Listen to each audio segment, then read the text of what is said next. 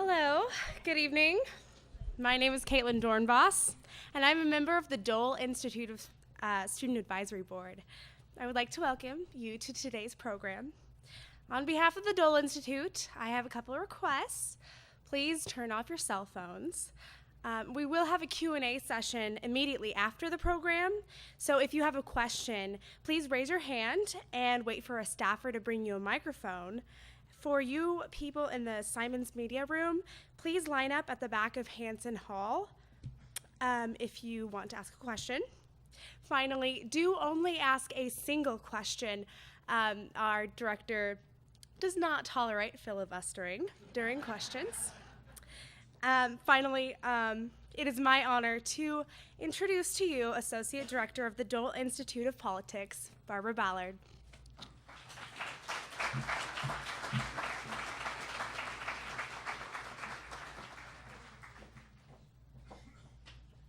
Thank you, Caitlin. And again, I will welcome you again to the 2011 Dole Lecture with Bob Woodward. I would like to ask you something you might know about Bob Woodward. When you hear the name Bob Woodward, what do you think of? Deep throat?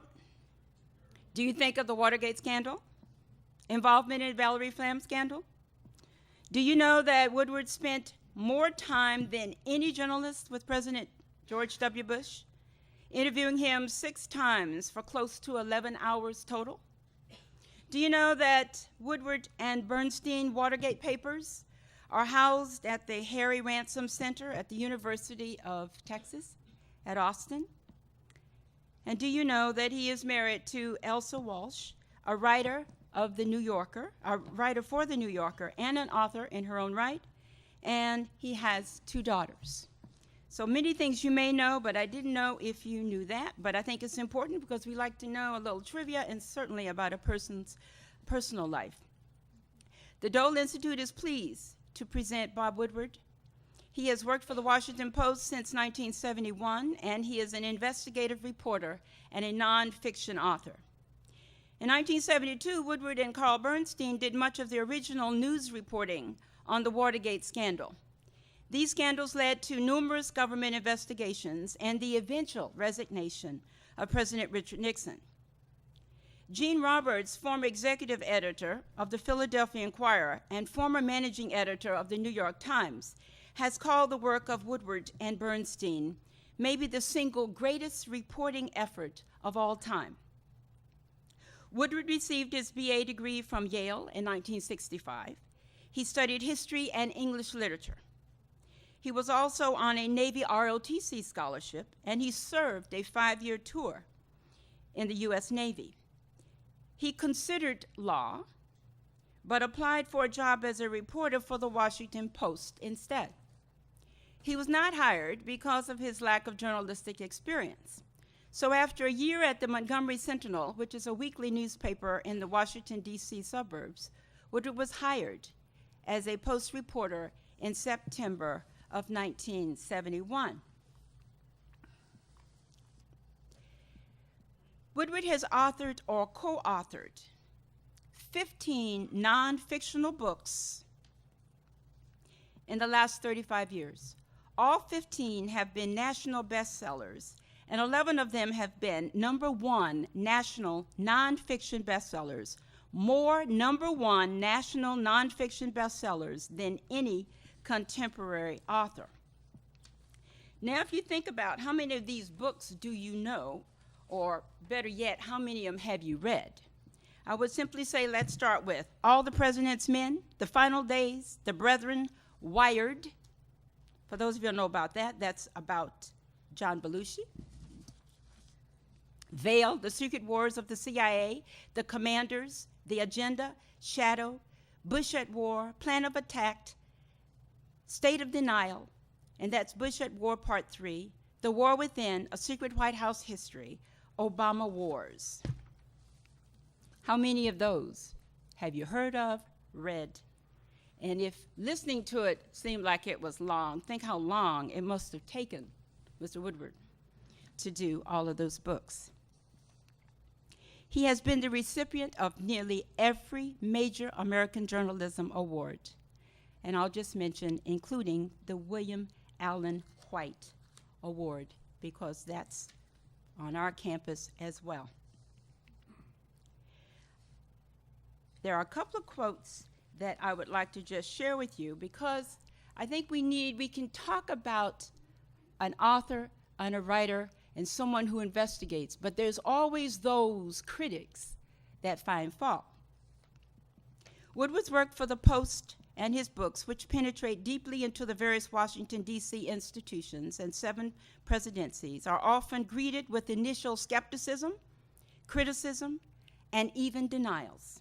But time and time again, after the record memoirs and various government investigations are complete, his work has proved to be accurate. In 1995 memoir, A Good Life, former executive director of the Post, Ben Bradley, singled out Woodward in the foreword. "It must be hard to overestimate the contributions to my newspaper and to my time as editor of that extraordinary reporter, Bob Woodward, surely the best of his generation at investigative reporting, the best I've ever seen." David Gergen, who has worked in the White House during the Richard Nixon and 3 subsequent administrations, said in his 2000 memoir, Eyewitness to Power, "I don't accept everything he writes as gospel, but generally, his accounts in both his books and in the Post are remarkably reliable and demand serious attention. I am convinced he writes only what he believes to be true or has been reliably told to be true, and he certainly is a force for keeping the government honest." In closing my intro, I would end with Fred Barnes of the Weekly Standard. He called Woodward the best peer reporter of his generation, perhaps ever. In 2003, Albert Hunt of the Wall Street Journal called Woodward the most celebrated journalist of our age. And in 2004, Bob Schieffer of CBS News said, "Woodward has established himself as the best reporter of our time. He may be the best reporter of all time." It is now my pleasure to introduce Bill Lacey, director of the Dole Institute of Politics and a political strategist. And he has worked with President Dole, with Senator Dole, and President Ronald Reagan as well. And, oh, we remember how that one turned out. But I will bring him on by saying he will interview Bob Woodward this afternoon. And I think from his introduction and what you know, or all of you would not have turned out this afternoon, it will be a fascinating time. And then you have questions that you can make it even more exciting for us. Bill Lacey. Okay. There you go. Good.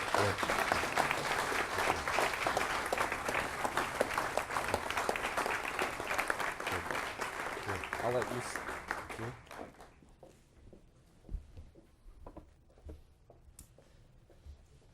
Bob, glad you could join us this afternoon. We do appreciate it very much. Welcome to the University of Kansas. Thank you. It's great to the be Dole here. Institute.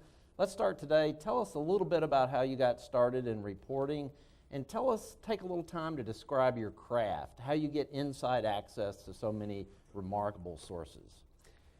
In a sense, reporting started when I was the janitor in my father's law firm in Illinois in a place called Wheaton, and I would go clean up, and then there'd be these interesting papers on the desk, and the people who think the janitor can't read are naive. And then I would say, gee, that's an interesting case. Let's pursue it further and find things in the files, and then go to the attic and check the disposed files, which were happily in alphabetical order. And I would take classmates and their last name and see if there was a file on a case.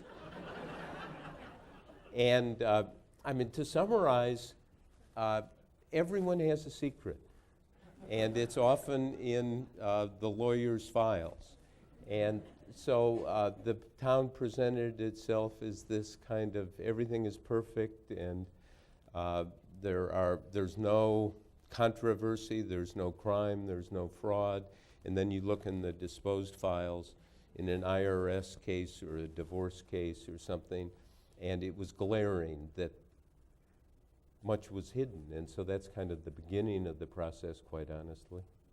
How do you get such great access? I have time. Time makes a big difference.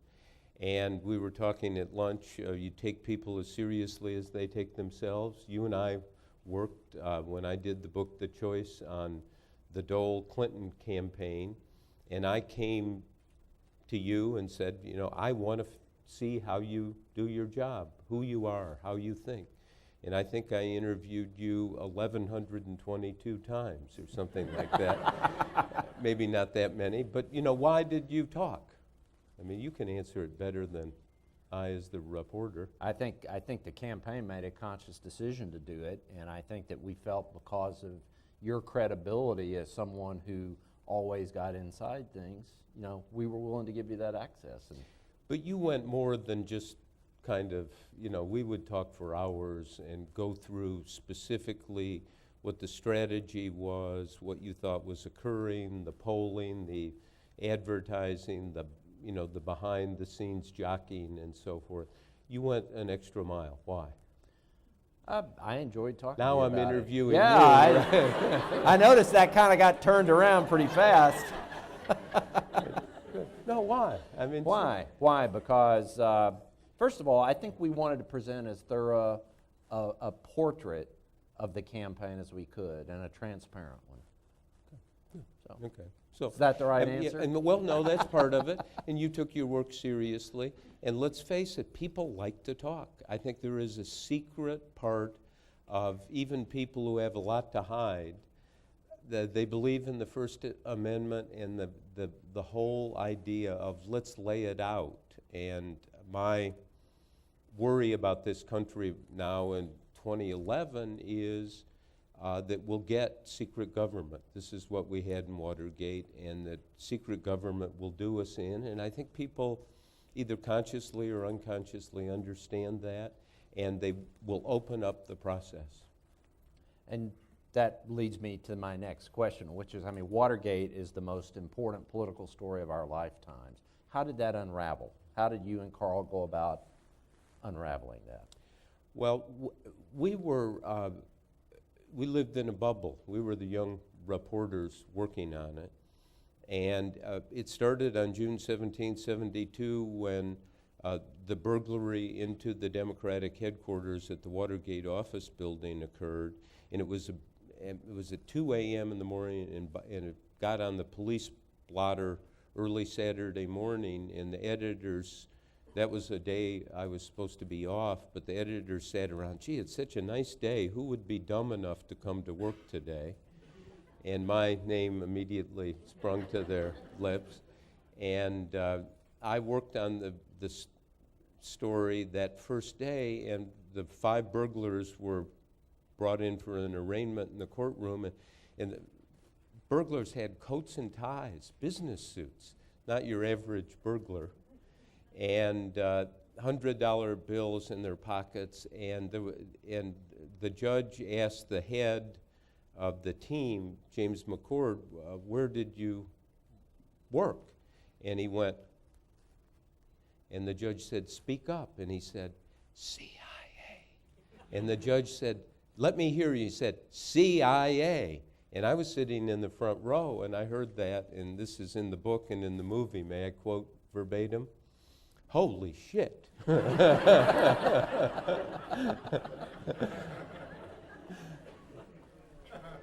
And you know, it was incremental coverage, and it was commitment by the publisher, Catherine Graham, and the editor. If any of you read Catherine Graham's book, Personal History, I mean, it really is a marvelous memoir. And she was a marvelous publisher. And she was taking the risk. We were young. We could have, if it turned out what we'd written about Nixon and Watergate was not true, I could have, Carl could have gone to be a rock and roll critic, something he was thinking of doing. I could have done something distasteful like going to law school, which I thought of doing. And Katharine Graham took the risk. And if I can tell a story about her, she died in 2001, before 9/11. And we wrote these stories with her approval and support and the editing of Bradley and his team. And there was a problem. And the problem was most people didn't believe them. In fact, our colleagues at the Post didn't believe it. And it just seemed incredible that the conventional wisdom was Nixon is too smart to be involved in something like this. So in January '73, Nixon had won an astonishing landslide reelection. No one believed this. We later learned one of the secret strategies of the Nixon team was to challenge the FCC TV licenses that the Post company had, which were very valuable. And so journalistically, the reputation was on the rim of the toilet. As a business, the stock had been driven down because of these license challenges. So the stock was in the toilet. And Katharine Graham invited me for lunch. And I remember going in, and we sat down, and she just started asking me questions about Watergate and really blew my mind about how much detail she had. And I later described this as the perfect management style, which is mind on, hands off. Being intellectually engaged what your organization is doing, but letting other people execute it. Some people have run presidential campaigns with a different style, right? A few. Yes, right. The Dole campaign was notorious. I mean, Dole always liked detail and facts, and he was always getting his hands on the steering wheel. Katharine Graham had her mind on it, but didn't say this is how to edit or this is how to report. And then, so she asked at the end the killer question, which a great CEO can ask, which is, when are we going to find out all the truth about Watergate? And I said, because it was a criminal conspiracy, because they compartmentalized information, because when we went to talk to people, they were frightened and often slammed the door in our faces. The stakes were so high that the answer to when we were going to find out the whole story was never. And I remember looking across the table, and Katharine Graham had this pained, wounded, stricken look on her face of, never, we're going to be hanging out forever. And when I said it, she just looked at me and said, I'll remember this all my life. She said, never? Don't tell me never. I left the lunch a highly motivated employee. But the never, don't tell me never was not a threat. It was a statement of purpose. She knew what our job was, and what she said is, look, use all your resources, all the resources of this newspaper. We have an obligation to get to the bottom of this. That's what we do in this business. I don't care what the risk is, and if it's provable, we believe it's true. If it's provable, we have a criminal president of the United States. And so we have a triple obligation here.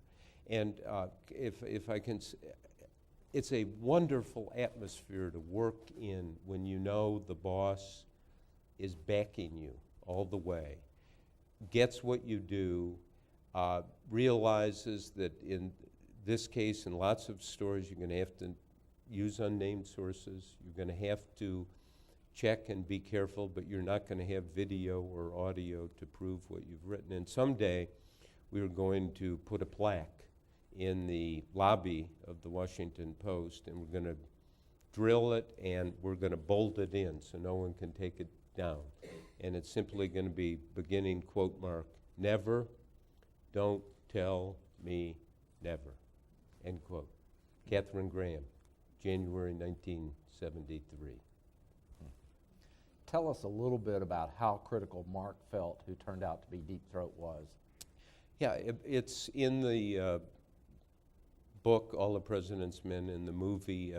He confirmed, he provided lots of insight. We've said in the movie, he says, follow the money. Actually, I don't have in my notes him literally saying that, but it was look at this secret fund, see who controlled it and how the money was spent. But we had lots of other sources. He gave us comfort, particularly me, knowing you had somebody who was number 2 in the FBI at that point, who was really kind of the contact point for everyone in the FBI doing investigations, saying this is much more serious, it's darker, higher ups are involved, there's a massive cover-up going on. But you know, that was a secret for 33 years until he revealed himself. And one of the Russian novelists says there's no way, or the only way 3 people can keep a secret is if 2 of them are dead. But we kept that secret, and it obviously helped the reporting a lot, because not just on Watergate, but any of these books or projects that you go see somebody. When I went to see you, and I said, look, I'm not going to name you as a source, and you know, until 15 years later when we're at the Dole Institute. And I'm going to out you as shallow throat.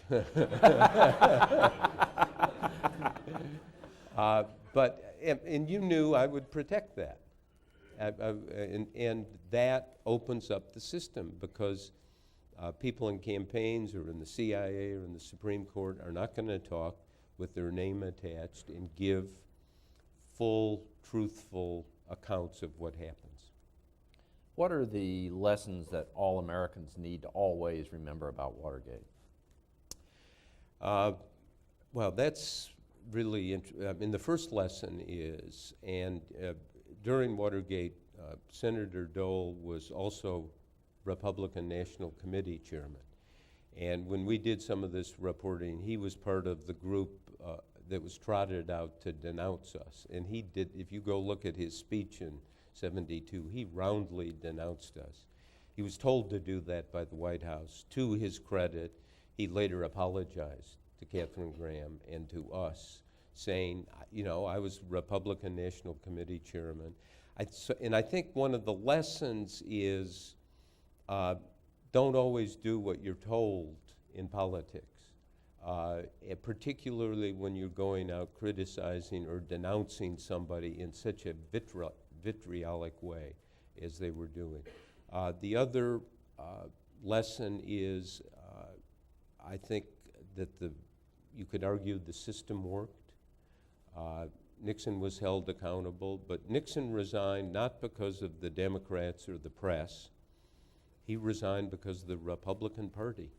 It was Barry Goldwater and Republicans who went to Nixon and said, as Goldwater once told me, too many lies, too many crimes. And Nixon said to Goldwater, said, well, if I'm impeached, as was almost certain by the House, in a trial in the Senate, I figure I've got about 20 votes. And Goldwater looked him in the eye and said, you have 4. That means 96 against. And then next day, Nixon announced he was resigning. Republican Party said Nixon's behavior is unacceptable. And that's what drove Nixon out, quite frankly. If the Republican Party had rallied behind him and said, oh no, this is not fair, this is not provable, but we had the tapes, which are so, you know, it's amazing. He taped himself. When I was, for my last book, Obama's Wars, I was interviewing President Obama last summer and pointed out to him and his aides the chandeliers in the Oval Office where they had the Nixon microphones. And I think they did a check the next day to make sure they weren't still there. The Nixon Library recently completely revamped their Watergate exhibits and brought you out, and I believe Ben Bradley went out to talk. What was that like? Well, that was really something, because the last we were not on Nixon's Christmas card list, and for his library and home, I mean, he's got the house where he was born, his grave is there, the helicopter that he left the White House when he made the famous, victory sign, paradoxically, is all there, and all of his tapes and records are there. And to go see it and realize that the record is kind of solidified, and this is in the middle of Orange County, and there were, overflow audience of people willing to listen to us and ask questions. So it was in a sense burying the issue of Nixon and Watergate, because it's so clear now. I mean, when you do these books or projects or investigations, you rarely achieve closure and clarity. And in the case of Nixon, because of his tapes and his resignation, there was closure and clarity. And so now I think it reaches a point where you can look at Nixon in full. He certainly accomplished some very important things in foreign policy. And so once the debate about Watergate is put aside because the record's so complete, I think in a sense it opens for a fuller discussion of Nixon as president, because like all presidents, he's multidimensional. At the same time, listen to his tapes, and it's always he's ordering something illegal, or he's abuse of power. What's horrifying about the Nixon tapes, they sit around for hours and hours and hours talking about, let's screw so-and-so, let's get the IRS on this person, let's have the FBI do this.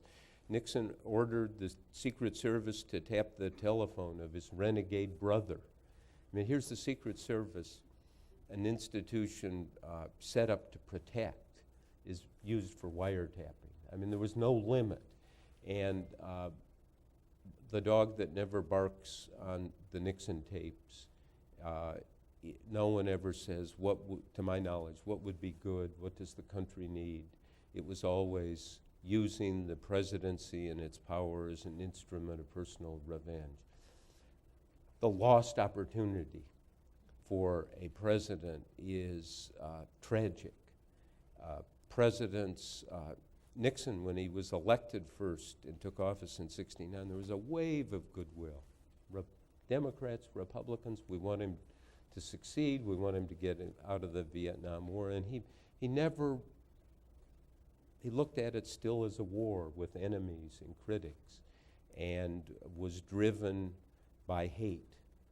And to not belabor the answer here, the day Nixon resigned, he, the night before he'd gone on television, said he was going to resign, and then the day of the actual resignation in the White House East Room, he called all of his friends and cabinet members and family, and it was a farewell address. And some of you, it was live on national television. I mean, he was sweating, he had no text. His wife, 2 daughters, 2 son-in-laws were there, and it was mother, father, it was almost a psychiatric hour. One of the most bizarre speeches, and people on his staff close to him worried he was going to be the first person to go over the edge psychologically on live national television. I mean, he was just wound up. But then, and this is the interesting thing about Nixon, he kind of regrouped and waved his hand like, here's why I called you all here. And he said the following: always remember, others may hate you, but those who hate you don't win unless you hate them, and then you destroy yourself. Now think of the wisdom of that statement. He realized that hate was what did him in. that in hating others, he destroyed himself in his presidency. And so at that moment, there was this self-revelation. Now, it was too late. He couldn't say, I get what happened, so I'm going to stay. But, and he did resign, but at that moment of intense pain, here he'd worked all his life to become president, and he's leaving, and he realized that the piston driving him in his presidency was this hate. And the lesson is, you know politics. It gets rough and ugly and mean, but never reached that level of the hate that Nixon had for the other side. We first met, as you mentioned before, in 1995 when you were doing the book, The Choice, on the Dole-Clinton campaign. Now, when we first started meeting, President Clinton had just had a devastating midterm election. His job rating was in the low to mid 40s, and yet he won a decisive reelection. How did he reinvent himself? Yeah, that's a great, I'm sure you stay awake at night thinking about that. How did that happen? How did he reinvent himself? I did that book, and it came out in June of 1996, before the election. What I wanted to do is say, this is who Dole is and how he operates, and this is who Clinton is and how they operate. Give people the information before the election. Right. And then after Clinton won, I spent some time and wrote an afterword. And there were a couple of things, and I've read it on the plane coming out here, and because it goes right. How did this happen?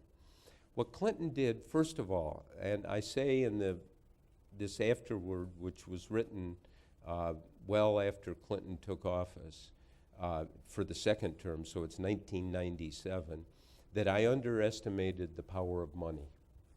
That Clinton had a fundraising operation which made you Republicans look incompetent. And Terry McAuliffe, his chief fundraiser, went to Clinton in 1994 and said, I can raise the money you need, but we need to get folks in here to see you. And they used the White House as a fundraising apparatus. You remember the Lincoln bedroom?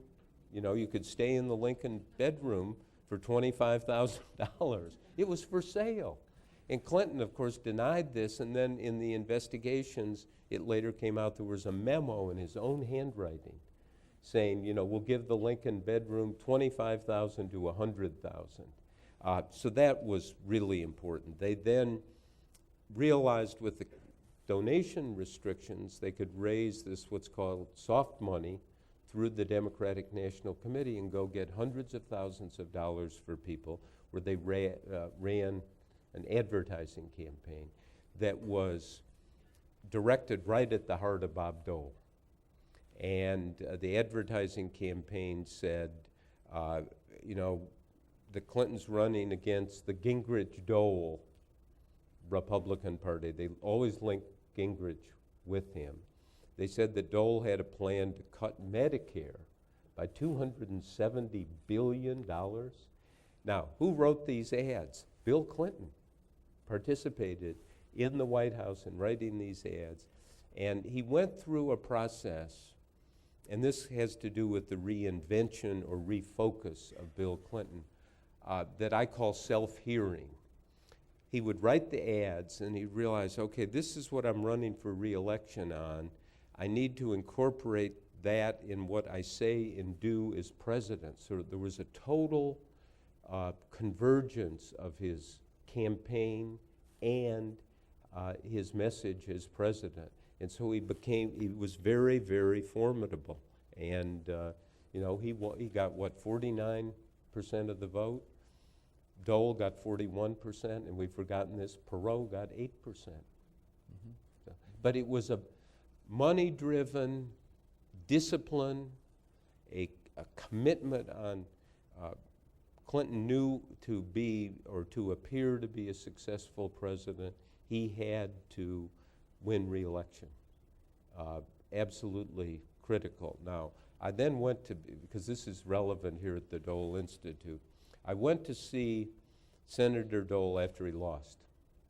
And he was no longer senator because he'd resigned from the Senate to be a full-time campaign. This was an interview for a couple of hours in March of '97, a couple of months after Clinton's second inauguration. And some of you may recall, after Dole lost, his first media appearances, anyone remember where they were? Leno, Letterman, and Saturday Night Live. A perfect Dole maneuver. And I asked him, why'd you do this? And he said, well, the people, 38 million people, the ones who voted for him, didn't want a sore loser. And then I said, well, what happened? Why did you lose? And he said, well, to a certain extent, in 1994, Clinton elected a Republican Congress, which is true. This was when Gingrich and Republicans took over the House and the Senate. And he said, in a way, the Republican Congress, which kind of scared some people, reelected Clinton. They wanted a balanced government. But then, I'm sorry to dwell on this, but it was fabulous to read this because it's Dole at his best. He says, so what do you think of Clinton? He said, oh, a likable rogue. He was always on the edge. He lived on the edge. He was always pushing the envelope. It was almost, this is Dole talking, he said, it was almost as if he was saying to the world, no one will ever catch me. I'll never slip off. And you read that, and then you know the Monica Lewinsky history, which followed, and Dole knew his man. 9/11 was one of the most terrible days in American history. What's your assessment of how President Bush and his administration handled their immediate response? I did 4 books on Bush and his response to 9/11. And I get criticized because the first book showed actually they did a very good job. They went into Afghanistan very aggressively, drove al-Qaeda out of Afghanistan. Of course, we now knew for many years they went to Pakistan, and the Taliban was overthrown. I think the big problem, which will be debated in history, is the Iraq War, because it was a response to 9/11. Iraq had nothing to do with 9/11, as we know. They knew that. Was it a mistake, Bob? The invasion? You know, that's one of the great questions. And I just don't know. I do not know. And let me tell you about interviewing Bush on this. The second book I did was Plan of Attack, about how we went to war in Iraq. And I gather information for about a year for a book like this. And then I sent George W. Bush a 20-page memo outlining the chronology of his decision-making as I understood it. And my colleagues at the Post said, you sent George W. Bush a 20-page memo? You finally have lost your mind. There's no evidence in all of his years at Andover, Yale, or Harvard Business School that he ever read anything that long. What makes you think he's going to start now? And I said, I'm an optimist. He got the memo, read it. Condi Rice, who was then National Security Advisor, called me in and said, you have a lot of information about this, and you're going to write this book and these articles for the Washington Post, whether you talk to Bush or not. And I said, of course. And she said, he'll see you tomorrow.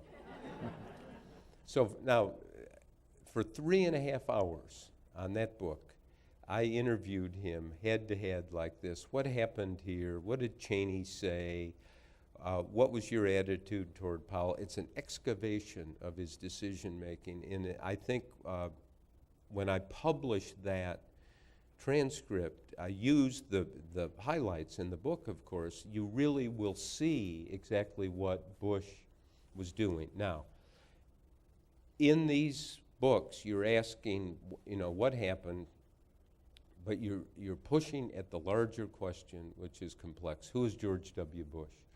So I'm interviewing him in the Oval Office, and not in response to my question, just out of the blue at one point, he says, "I believe we have a duty to free people, to liberate people." And I kind of go, well, wait a minute, isn't that dangerously paternalistic? It's not in the Constitution, it's not in any law. And I remember thinking, duty, is there a bigger word for a president of the United States? If you figure out what his duty is, you really know what's driving him. And then he really got upset when I challenged him and started slapping me around, not physically, but verbally. He said, "You don't get it, you're an elitist." Imagine being called an elitist by George Bush. Sometimes you have to suffer in my business. And then he said, and he's jumping in his chair.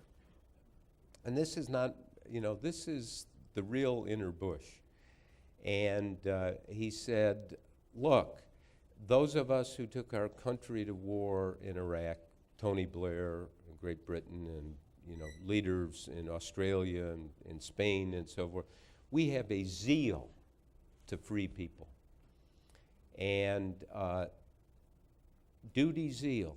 And you look at the record, he thought it was going to be easy. He thought, Paul Wolfowitz, who was the Deputy Defense Secretary, told Rumsfeld the war would last 7 days. Now what are we, 2,000 days?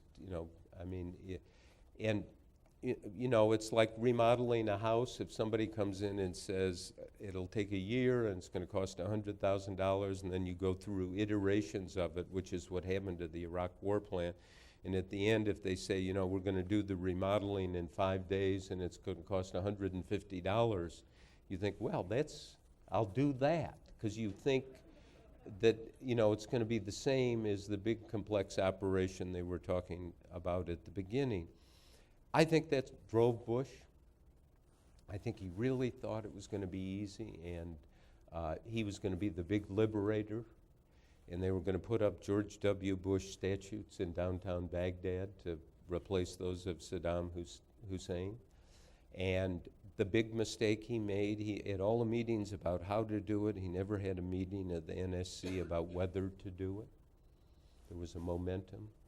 Now, how do you look at this in history? The last day of interviews for just that book, he's standing in the Oval Office with his hands in his pocket, the casual Bush, and finally, the interrogation is over, and I'm going to get this guy out of here. And I said, how do you think history will view your Iraq war? And took his hands out of his pockets, as only Bush can again, and kind of shrugged and said, "History, we won't know. We'll all be dead." Comforting thought. And I remember going home, and my wife Elsa asked, "How was the interview?" I said, "He answered all the questions, but the truly good and important news is I have the ending to the book." Endings are hard to find. Now think about it. History, we won't know. We'll all be dead. He's ducking the question, but he's right. In 25, 50 years, this may be, historians may connect what happened in Iraq to this Arab Spring. I don't know. I don't think there's a connection, but there may be. So history always looks very differently at things, and as a reporter, I try to, let's see. You did some pretty substantial reporting for the Post on the operation to kill bin Laden. Talk a little bit about that, and talk about the difficulty or the ease with which the president had to make that decision. Yeah, what I wrote in the Post, you're always looking for the moment, where does the movie start? And some people told me that last year they learned that they totally lost the bin Laden trail. They had no idea where he was. But they knew from interrogations and other intelligence that there were a group of couriers who acted for bin Laden, carrying messages back and forth. And there was main courier named Al-Kuwaiti. And in the exhaustive reporting and listening they did, they discovered that somebody called Al-Kuwaiti, a friend. And it was just kind of, like you might call a friend, hey, how you doing? I haven't heard from you for a while. Catch-up phone call. And Al-Kuwaiti, and it turned out the rule was you left that compound where bin Laden was, you had to drive 90 minutes before you put the battery in your cell phone and use it, for fear you could be tracked. I mean, imagine, I think of my daughter who's 14 having to go 90 minutes without her cell phone. I think she'd die. But that's what Al-Kuwaiti did, and then he said to his friend who was asking, what are you doing? He said, and this is a great line, I'm with the people I used to be with. And that a light went on in the intel world and said, let's find this guy, let's track him, and they tracked him to the compound. They set up a safe house, the CIA did, watching it from a distance. They didn't want to alert anyone.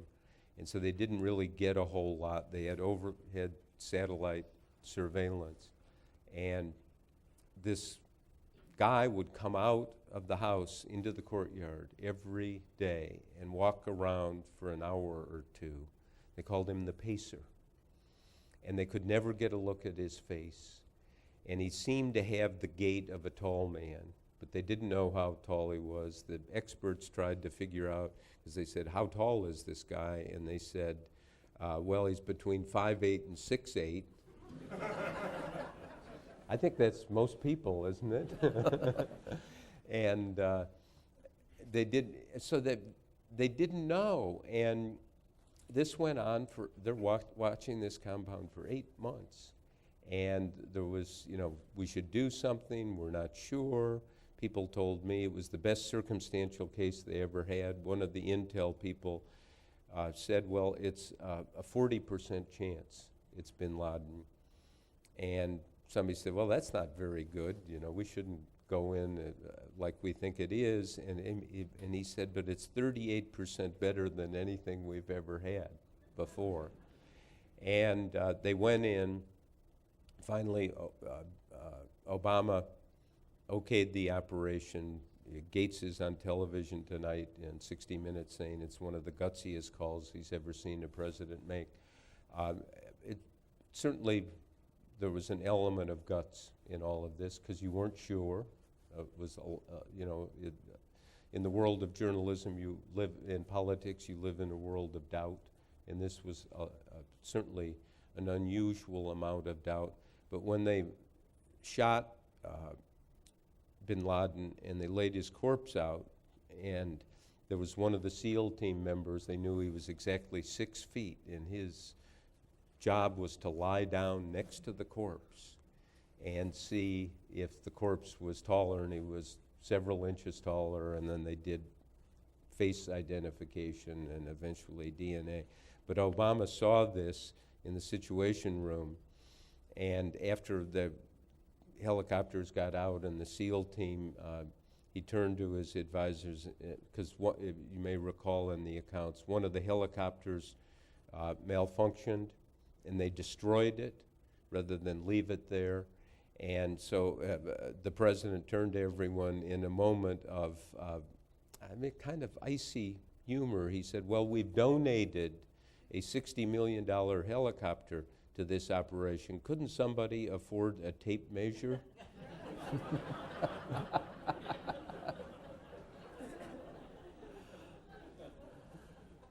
The president faces a pretty tough reelection campaign. What does he have to do to be successful, to get reelected? And how important is it that he be reelected for his legacy? Well, for him, as far as he's concerned, it's pretty important. I know when I get up in the morning, the first thing I think of is getting to the bathroom at age 68, to be honest. The second thing is, what are the bastards hiding? Because they're all Republicans, Democrats, everyone's always hiding something. I think when Obama gets up in the morning, he thinks about, will I win re-election? political survival.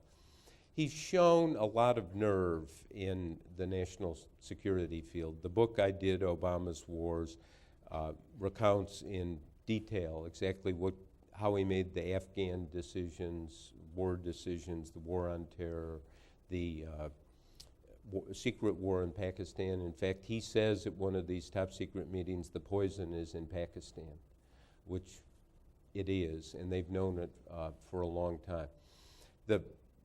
You know this so well, and maybe even you taught me this, that in politics, you do one thing well, and the measure often is, can you pivot? Can you take the nerve that Obama has displayed in national security and pivot to the issues of the economy and make people feel that he's put his arms around them and really cares about their economic well-being and their struggle.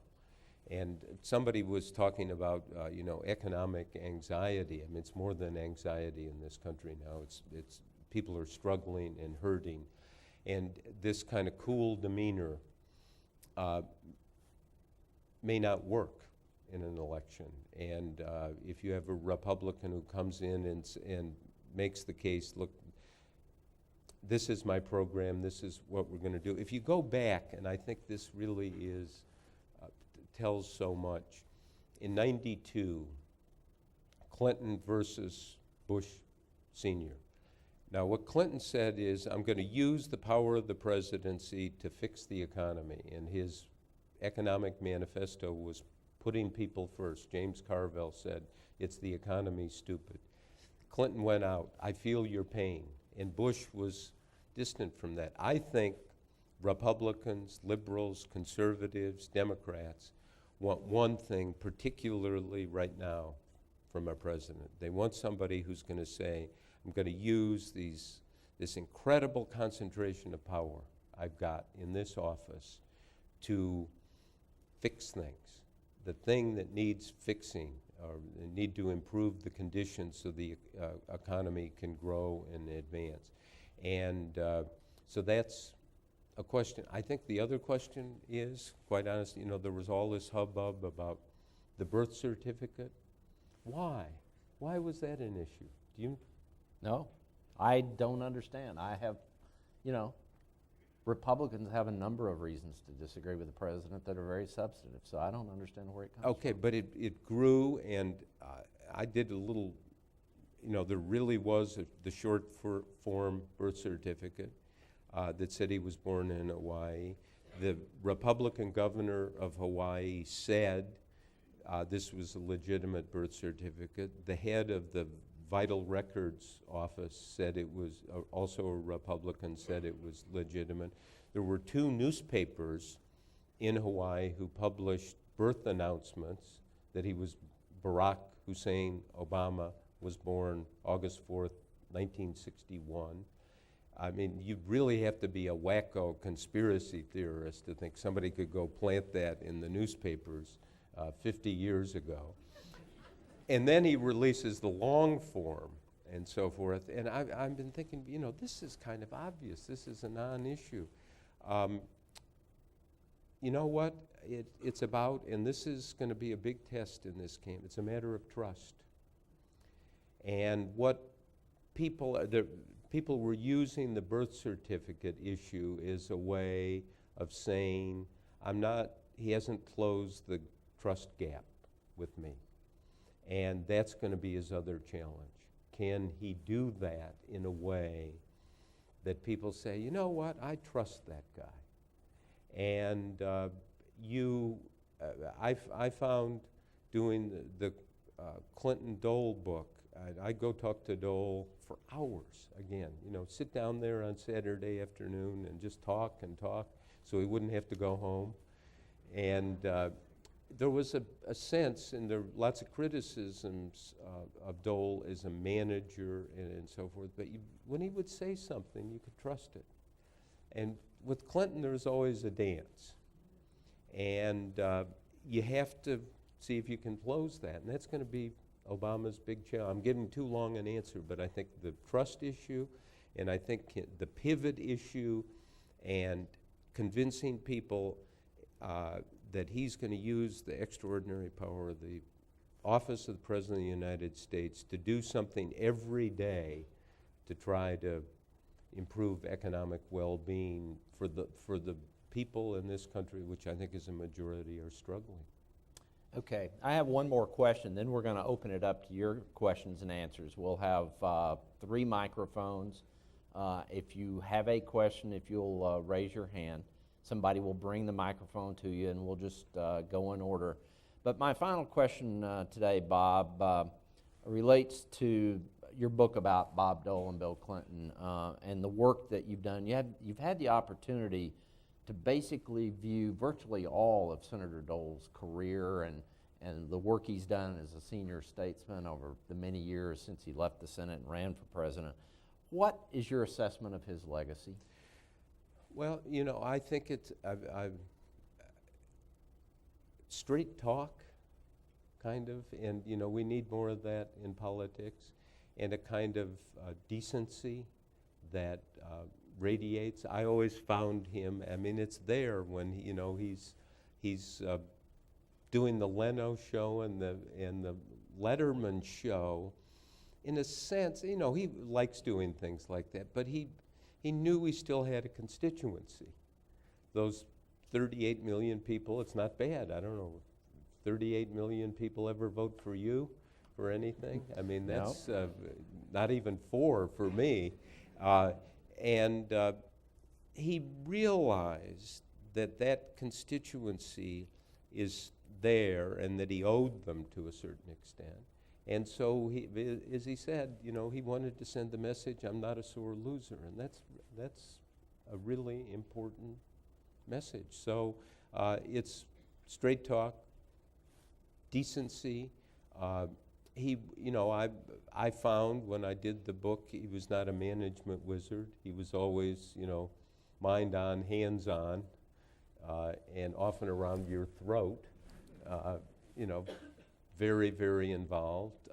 But you know, that's who he was, and I've always thought the missing quality in American politics is straight talk. Okay. Okay, we'll open it up for questions from the audience now. We're going to have about 15 minutes for this, and we'll start, Maggie, with you. If you want to grab one of these individuals, please ask a question, no statements. Gordon Liddy has supplied the microphones. For those of you who remember, he was involved in Watergate. Oh, that was rather interesting. But what exactly? How exactly has your time in the Navy influenced your reporting? My time in the Navy, I served on ships for 4 years, including one off the coast of Vietnam. I was not in combat Vietnam, and I saw war and realized what a calamity war can be. And I saw that in a way that, and I also saw when I worked in the Pentagon the last year, that the public message wasn't exactly straight talk about what was going on in Vietnam. And I acted as a courier for the Chief of Naval Operations from the Pentagon to the White House, and that's when I met Mark Felt. The accident of sitting out there, and then I pursued that relationship, and when I became a reporter, it paid off, needless to say. Does that answer it? Okay. Okay. Tyler? Thank you for coming. What is the relationship between President Obama and the top military leaders like Admiral Mullen and the top generals in Afghanistan? That's a good question, and I answer it in Obama's wars, and it's still the case. It's unsettled.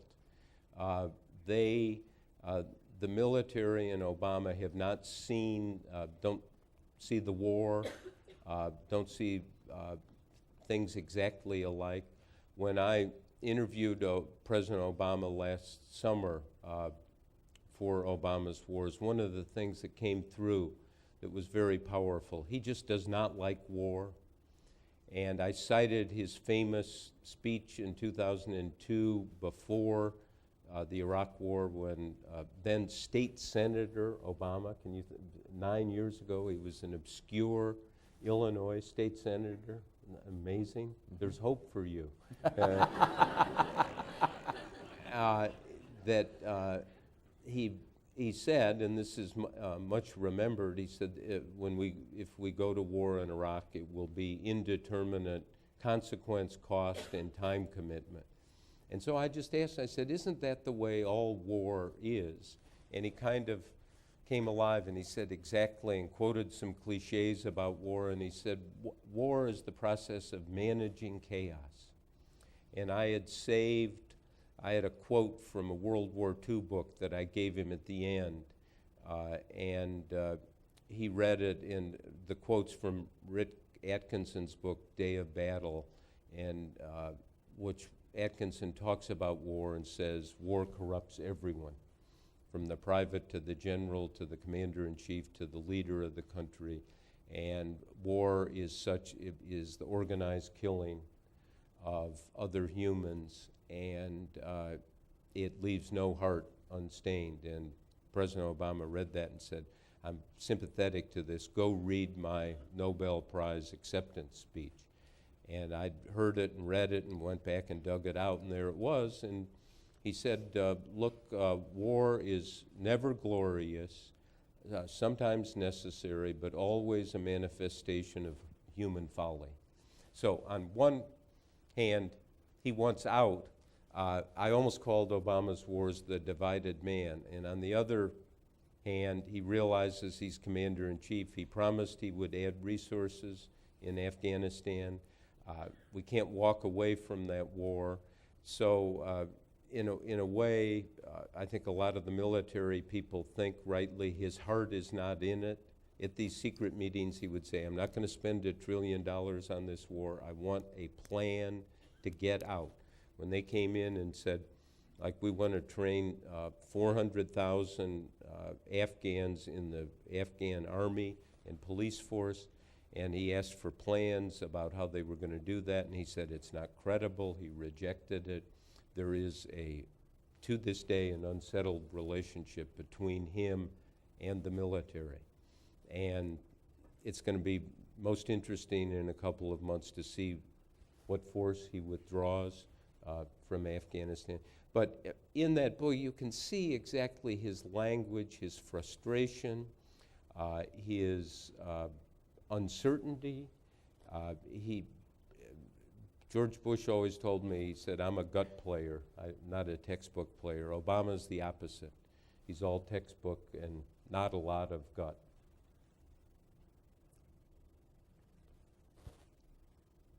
Caroline, do you have one?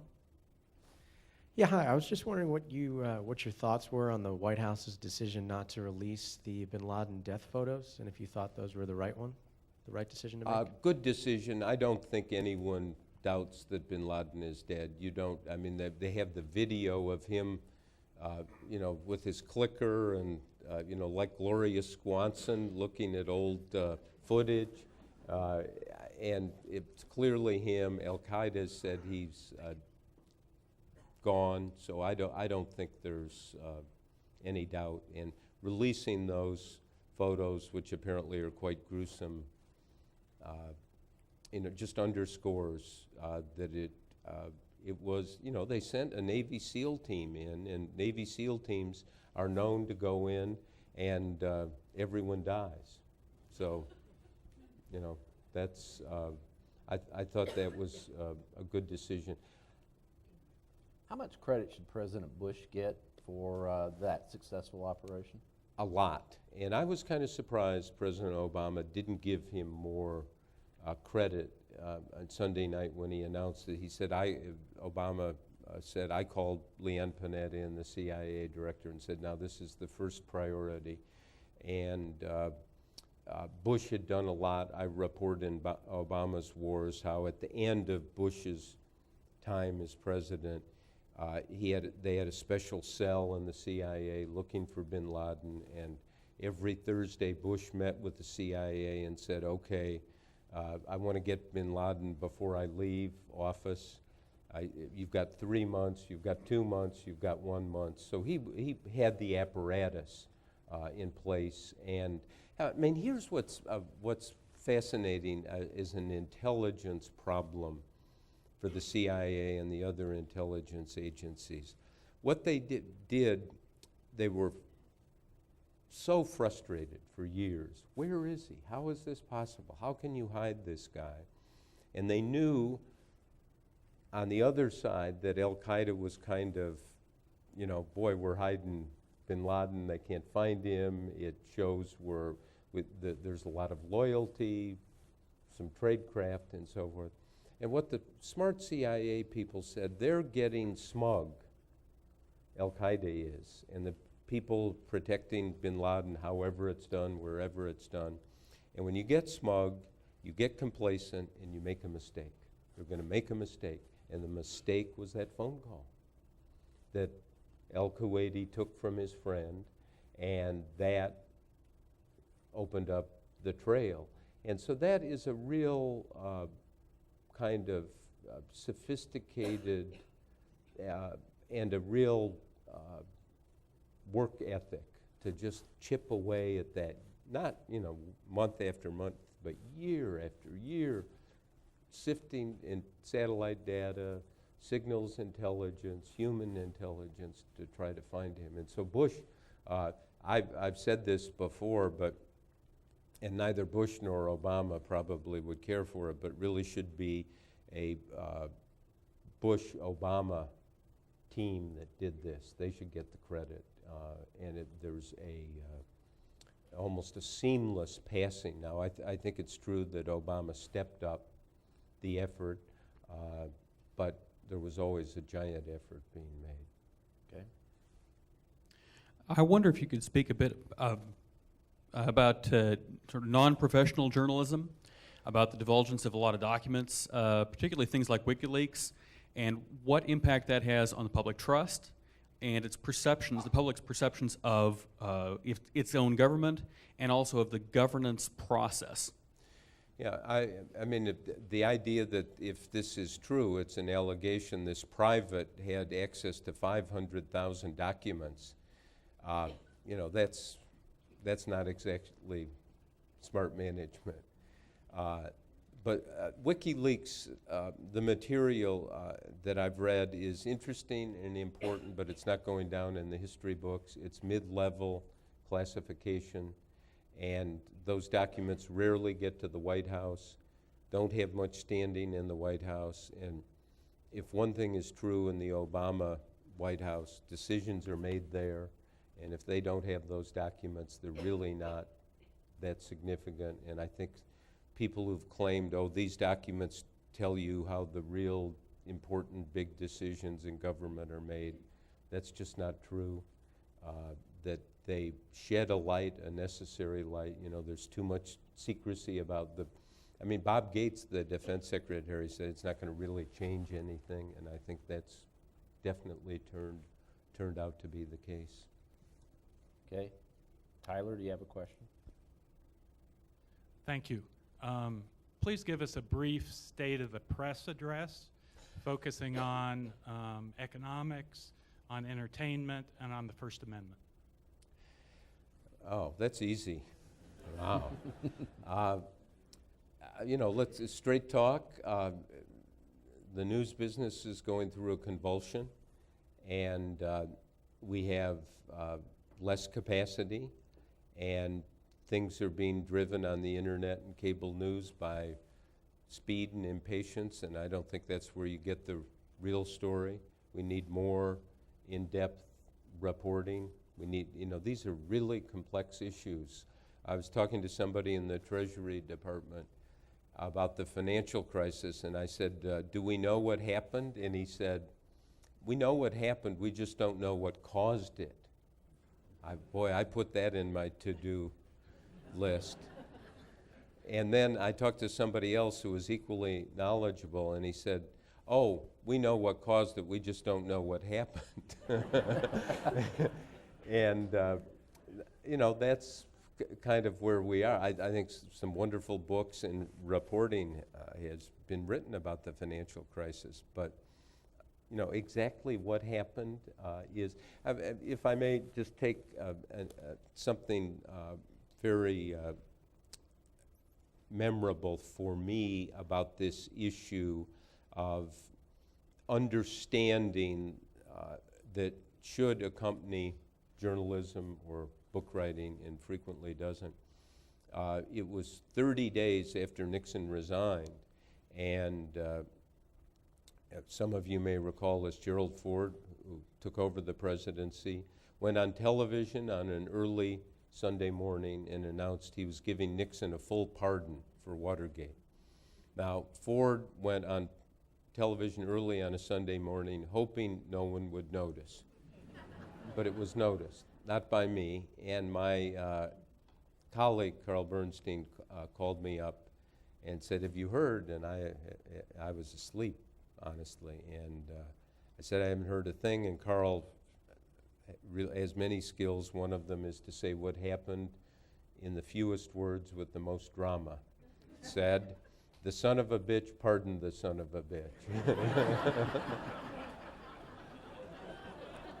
Sorry, I don't know that you have, you bleep things out here at the Dole Institute. I doubt it. We'll just leave the tape. We don't edit tapes here, Bob. Okay, good. That's good to hear. No 18-second gap. Right. I'm just quoting Bernstein, that's all. And I'm happy to report I even figured out what had happened. And at the time, I thought there was something really dirty about the pardon. There was evidence of a deal. It was hidden in the shadows. There was the whole question, which should always be asked, about justice. Why does Nixon get off, and why do all of these people, 40 people, went to jail? Hundreds of people had their lives wrecked, and the guy at the top gets a get out of jail free card. And so I thought this for a long time. In fact, I think you can argue that Ford lost the presidency in '76 to Carter because of the pardon. Dole was his running mate then. I bet there are not too many people who remember that. And Dole remembers it. I remember asking him about it. I said, "Were you ready to be president then in 1976? And he said, "Well, I'm not sure." And I said, "On the scale of 0 to 10, where would you put your readiness to be president?" And he said, "About 7. That's Dole straight talk. Anyway, so the pardon, think it's dirty for years. And then 25 years later, I undertook one of these long book projects, which became the book Shadow, 5 Presidents and the Legacy of Watergate. And I called up Gerald Ford, asked to interview him about the pardon, and thinking he would say, "I have a golf tournament," or something. But no, he said, "Fine." I interviewed him in New York, interviewed him for hours in his home in Colorado, and even more hours at his home in Rancho Mirage in California. Again, it's the time. Had the legal memos, interviewed everyone who was alive, read all the memoirs, the contemporaneous coverage, and did a real kind of study of the pardon for history. And Ford actually convinced me. He said, "Look, I pardoned Nixon, not for myself, but for the country. The Cold War was hot then, to say the least, serious economic troubles." And Ford said, almost plaintively, said, "I needed my own presidency. We had to put Nixon into history.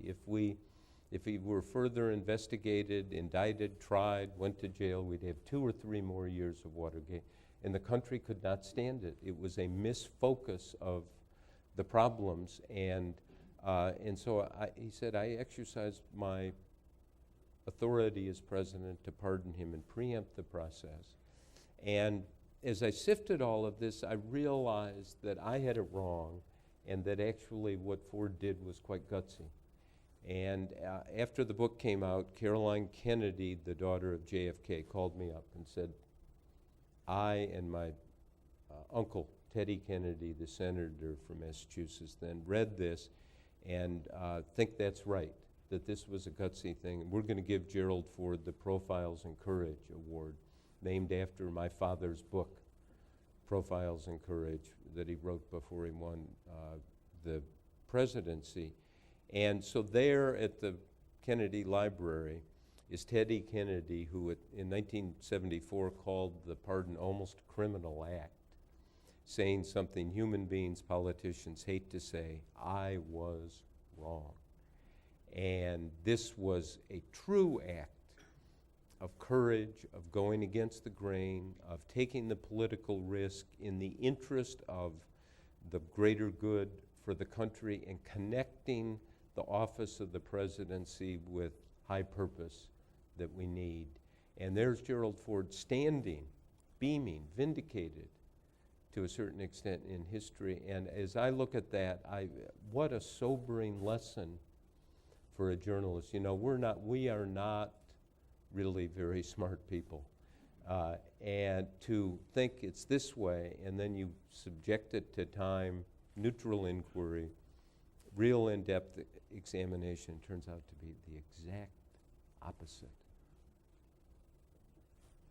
We have time for one last question. Back there, okay. Could you please tell us about the feelings of young journalist Woodward when he was writing about Watergate? Thank you. I'm sorry, what's Would you repeat that? I couldn't even hear that question. Could you please describe the feelings of young journalist Woodward back in the 70s when he was writing about Watergate? describe What your thoughts were while you were writing about Watergate as a young journalist? That it was just a story, but it was, you know, it was a very interesting story. And as I said, we were protected, but there was no sense of where it was going. It was incremental coverage, lots of stories, hundreds of stories, and you just kind of do it, and you're not, you're in a bubble, quite frankly. And you know, it's so. I was 29 years old at the time, and it gets your attention when the Ron Ziegler, who was the White House spokesman, gets up every day and denounces you by name.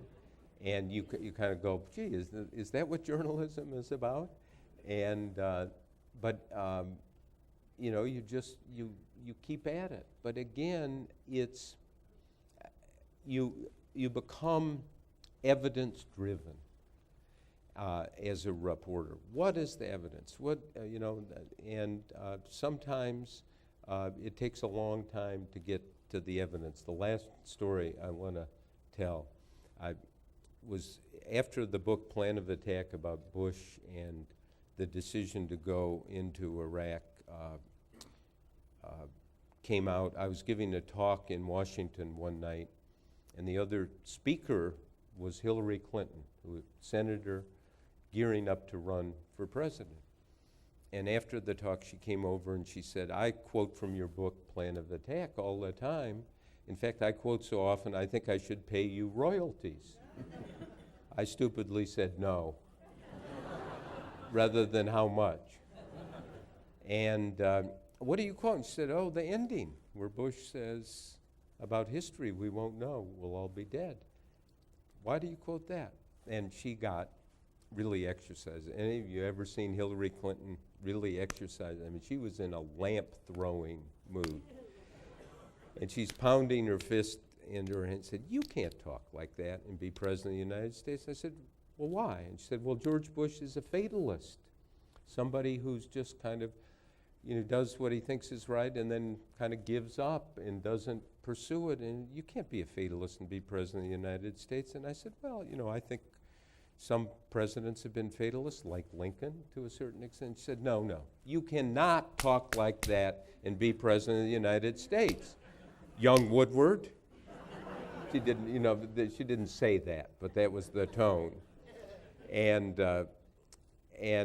she got really worked up, and I'm pushing back, and she said, look, George Washington would never talk like that, fist in hand.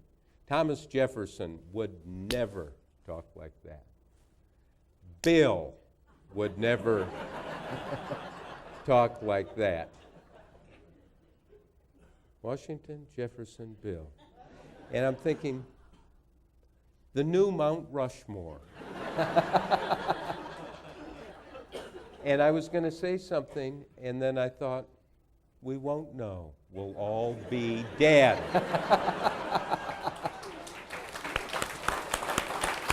Thanks, Bob. Thank you. Thank you. Thank you. Thank you.